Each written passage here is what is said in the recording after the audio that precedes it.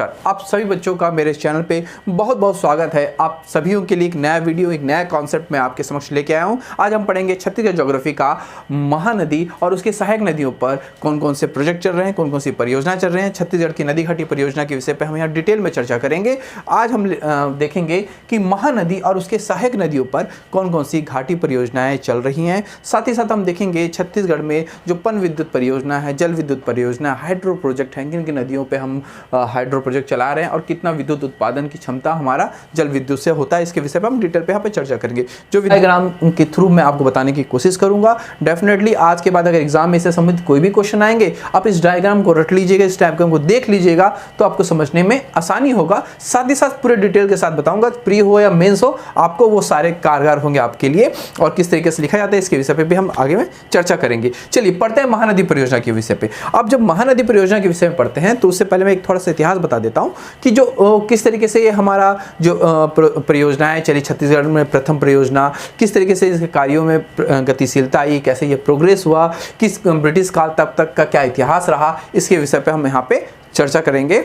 जैसे आपको पता है कि ब्रिटिश काल में 1901 में भारतीय सिंचाई आयोग ने यह महसूस किया कि अकाल से बचने के लिए और विकास के लिए हमको बहुत सारे जलाशयों का निर्माण करना चाहिए। तो इसके लिए उन्होंने महानदी और उसकी सहायक नदियों पर बहुत सारे जलाशयों का निर्माण कराया गया, जिसमें एक प्रतिवेदन प्रस्तुत किए गए, जिसके अंतर्गत रायपुर वृत्त में 5 जलाशयों का निर्माण कराया गया। वो कौन कौन थे थोड़ा सा यहाँ पे देख लेते हैं। जैसे कि सबसे पहले तांदुला जलाशय, फिर आपका मॉडर्न सिल्ली हो गए, सिलियारी, फिर उस पे मनियारी परियोजनाएं, फिर यहाँ पे खारंग टैंक बनाया गया जिससे जल आपूर्ति वह पूरी कर सके।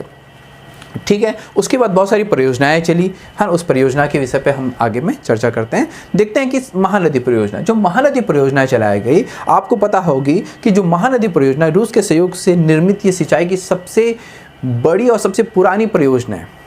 ठीक है, जिससे महानदी पर बहुत सारे जलाशयों का निर्माण कराया गया है, जिससे दुर्ग, रायपुर और धमतरी जिला सबसे अधिक लाभान्वित होते हैं। इसके अंतर्गत 4 परियोजनाएं चलाई गई, उसके विषय में हम यहाँ पे चर्चा करेंगे।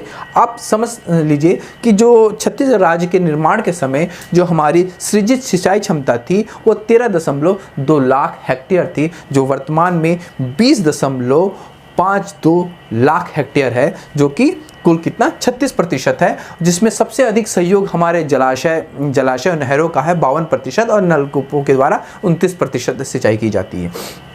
ठीक है, इस क्षमता को बढ़ाने का सरकार बहुत सारी परियोजनाएं अभी ला भी रही है, तो उसके विषय में हम लोग दूसरे वीडियो में हम लोग चर्चा करेंगे। आज देख लेते हैं महानदी और उसकी सहायक नदियों पर कौन कौन से परियोजनाएं चल रही हैं।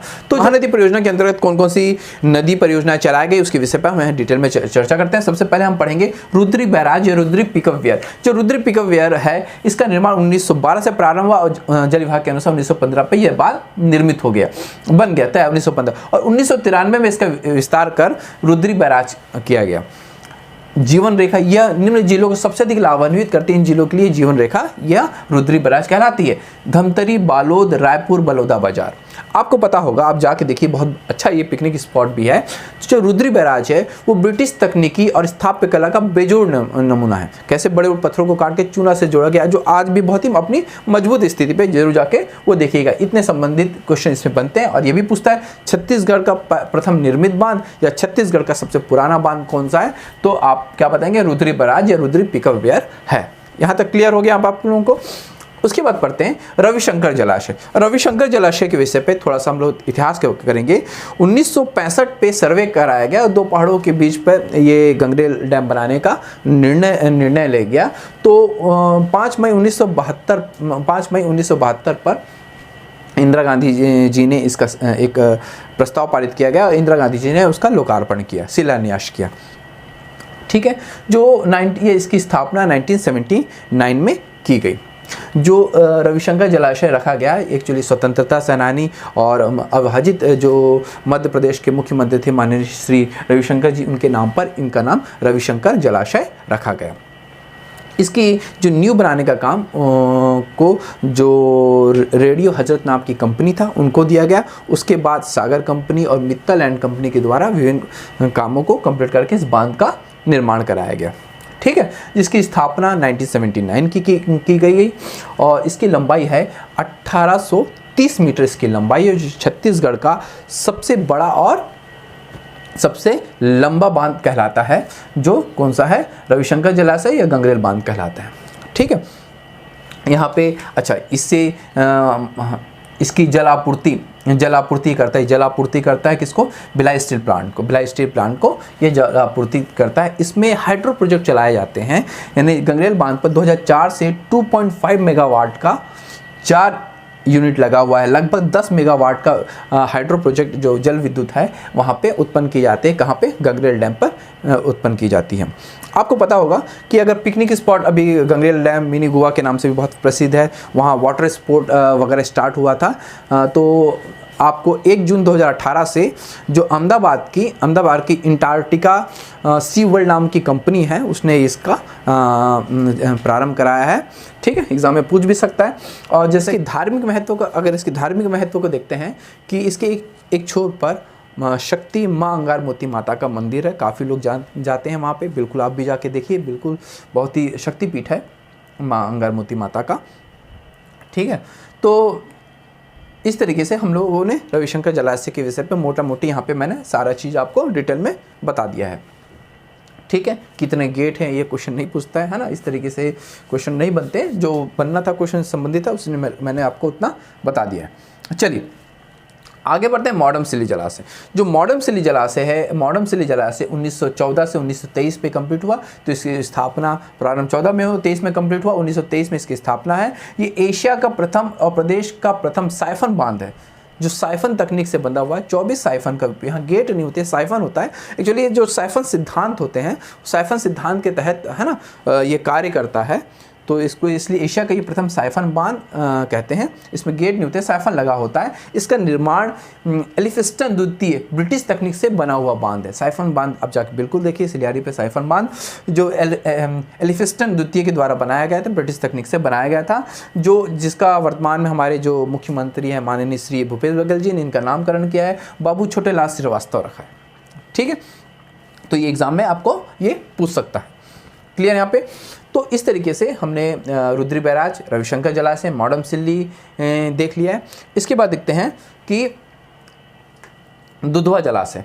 जो दुधवा जलाशय है वो दुधवा जलाशय आपको दूध नदी का जो उद्गम होता है वो मलाज कुंडम पहाड़ी जिला कांकेर से होता है। एक्चुअली जो ऊपर से जो उद्गम है दूध नदी के जब नीचे गिरती कुंड के रूप में, एक देखेंगे वहाँ पे, तो कुंड के रूप में वहाँ पे जमा होती, इसलिए मलाज कुंडम कहा गया है इनको। तो दूध नदी और यहाँ से निकलती है महानदी, दोनों के संगम पर दोनों के जो मिलाव है संगम पर एक दुधवा जलाशय का निर्माण कराया गया है। दुधवा जलाशय का निर्माण कराया गया है जो करीब यहाँ से आपको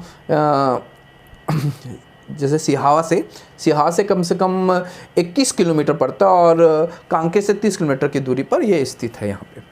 ठीक है, तो दुधवा जलाशय एग्जाम में पूछ सकता है। दुधवा जलाशय कहाँ पे है, किस नदी के संगम पे, दूध नदी और महानदी के संगम दुधवा जलाशय है। इसकी स्थापना 1963 को की गई थी। जिला कौन सा है, कांकेर है। तो इस प्रकार पे महानदी और महानदी पर परियोजना जो चलाई गई थी इसके विषय में हम लोगों ने डिटेल पे पढ़ लिया।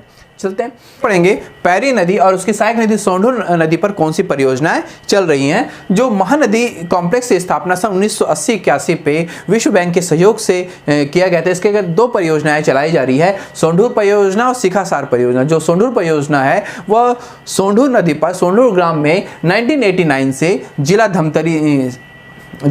धमतरी पर चलाया जा रहा है और सिकासार परियोजना 1995 से जिला गरियाबंद से सिकासार ग्राम में चलाया जा रहा है। और जो सिकासार परियोजना है पैरी नदी पर हाइड्रो प्रोजेक्ट यानी जल विद्युत का उत्पादन किया जाता है। 2006 से 7 मेगावाट का जल विद्युत का उत्पादन किया जाता है। 3.5 मेगावाट का 2 यूनिट है जो 7 मेगावाट का विद्युत उत्पादन इस पे किया जाता है। एग्जाम में कई बार ये पूछता भी है। तो सोंढूर नदी उसके सहायक नदियों पर 2 परियोजना, सोंढूर परियोजना, सिकासार परियोजना चल रही है। सोंढूर परियोजना सोंढूर नदी पर और सिकासार परियोजना पैरी नदी पर चल रही है। क्लियर यहाँ तक का, इससे कोई डाउट नहीं होना चाहिए। उसी तरीके से सूखा नदी और उसकी सहायक नदी है कोडार नदी। कोडार नदी पर शहीद वीर नारायण परियोजना 1981 से चल रहा है। 1981 से चल रहा है, जिला महासमुंद पर। ये एग्जाम पे पूछता है कि कुरान नदी पर कौन सी परियोजना चल रही है? शहीद वीर नारायण 1981 से चल रहा है। क्लियर यहाँ तक? ठीक। अब यहाँ पे नदी हसदेव नदी का उद्गम देवगढ़ की पहाड़ी से होता है, ये तो क्लियर है आपको। तो हसदेव नदी पर जो हसदेव परियोजना या मिनी माता परियोजना चल रही है, जो छत्तीसगढ़ की पहली महिला सांसद थी उनके नाम पर रखा गया है। इसकी स्थापना 1967 पे बांगो ग्राम में की गई है। ये जिला कोरबा, इसकी ऊंचाई 87 मीटर है। किन जिलों को लाभान्वित करती है? कोरबा, रायगढ़, जांजगीर चांपा को लाभान्वित करती है। हाँ, दूसरा है छत्तीसगढ़ का सबसे ऊंचा बांध है। ये छत्तीसगढ़ का सबसे ऊंचा बांध है और सबसे लंबा बांध बोलेगा तो रविशंकर गंगरेल डैम है। ठीक है, यहाँ पे देखते हैं प्रथम है छत्तीसगढ़ की प्रथम बहुउद्देशीय परियोजना, मल्टीपर्पज प्रोजेक्ट यही है। ठीक है, मिनी माता या हसदेव परियोजना है। सबसे बड़ी छत्तीसगढ़ की सबसे बड़ी जल विद्युत परियोजना इसी में चाहिए, 1994 से क्रियान्वित है। छत्तीसगढ़ का प्रथम जल विद्युत उत्पादन केंद्र भी यही है।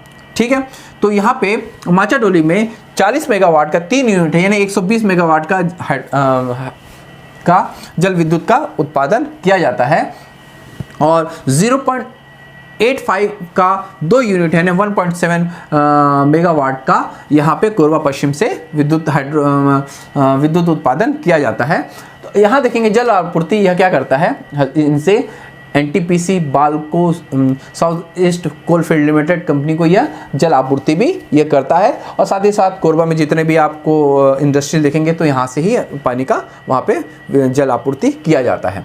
ठीक है, इससे इतने संबंधित क्वेश्चन बनते हैं, यहाँ पे आप क्लियर मैंने आपको करवा दिया। आगे देखते हैं जो केले नदी लुडेंग पहाड़ से निकलते तहसील लेलूंगा, जिला रायगढ़। केले नदी पर पूछता कई बार, केले नदी पर कौन सी परियोजना चल रही है? केले नदी पर केले परियोजना, स्वर्गीय दिलीप सिंह जुदेव परियोजनाएं चल रही है। केले परियोजना या स्वर्गीय दिलीप सिंह जुदेव परियोजना किस नदी पर चल रही है? तो केलो नदी पर चल रही है। क्लियर? यहाँ पे केलो नदी पर कौन सी परियोजना चल रही है? स्वर्गीय दिलीप सिंह जुदेव परियोजना चल रही है। लाभान्वित किन जिलों को ये लाभान्वित करता है? आपको पता है, रायगढ़ और जांजगीर चांपा। अगर आपको बोलेगा नवीनतम बहुउद्देशीय परियोजना कौन सी है? केलो नदी पर है। ठीक है, कौन सी परियोजना है? नवीनतम बहुउद्देशीय परियोजना केलो नदी परियोजना या स्वर्गीय दिलीप सिंह जुदेव परियोजना है यहाँ पे। ठीक है, क्लियर? यहाँ तक। यहाँ पे चलते हैं मांड नदी पर। मांड परियोजना चलती है, कब से चल रही है? 1980 से चल रही है, जिला रायगढ़ से। जितना इंपॉर्टेंट है उस चीज़ को मैंने यहाँ पे समझाने का प्रयास किया। ठीक है, इतने सारे परियोजना, इतने सारे हाइड्रो प्रोजेक्ट जो महानदी और उनके सहायक नदियों पर चल रहे हैं। क्लियर? यहाँ देख लिया हम लोग। गाँव के विषय पे चलते हैं। तो एक परियोजना मैंने लिखा नहीं, यहाँ पे लिख लिया मोंगरा बैराज परियोजना, जो जिला राजनांदगांव पर जो शिवनाथ नदी पर है। इसको लिख लीजिएगा। आगे चलते हैं कि सबसे इंपॉर्टेंट देखते हैं तांदुला जो परियोजना है, तांदुला कॉम्प्लेक्स के तहत 3 परियोजना चाहे तांदुला जलाशय, जुनहार नदी, गोदली परियोजना और खरखरा जलाशय। ठीक है, इसके विषय में जो 1910 में एडम स्मिथ के मार्गदर्शन पर यह तांदुला जलाशय का निर्माण का कार्य पूरा हुआ 1910 से 1920 के बीच में। तो अगर आप बालोद डिस्ट्रिक्ट के पोर्टल में जाते हैं तो वहाँ पे तांदुला जलाशय का निर्माण 1912 बताता है। ठीक है, कई किताब में जल विभाग 1913। तो इस तरीके से कई जगह अलग अलग डाटा इसको दिए हुए हैं, आप लोग देख लीजिएगा। ठीक है, और 1910 से 1920 के बीच में इसका निर्माण हुआ, तांदुला जलाशय का निर्माण हुआ। ठीक है, जो तांदुला जलाशय है वह तांदुला नदी और सूखा नदी के संगम पर बनाया गया है। ठीक है, तांदुला जलाशय, नदी तांदुला है, जिला बालोद है और जल आपूर्ति या करता है दुर्ग जिले, बालोद जिले को। और बोलेगा जैसे पहले बता जाऊँ, छत्तीसगढ़ की प्रथम नदी परियोजना जो कौन सा है? तांदुला परियोजना है, तांदुला जलाशय है। ठीक है, यहाँ पे याद रखिए, कई बार एग्जाम में पूछता भी है। अब तांदुला जो ये BSP को जल आपूर्ति करता है और गंगरेल बांध भी करता है, गंगरेल डैम भी करता है, एक नहर फीडर से इनको आपस में जोड़ा गया है।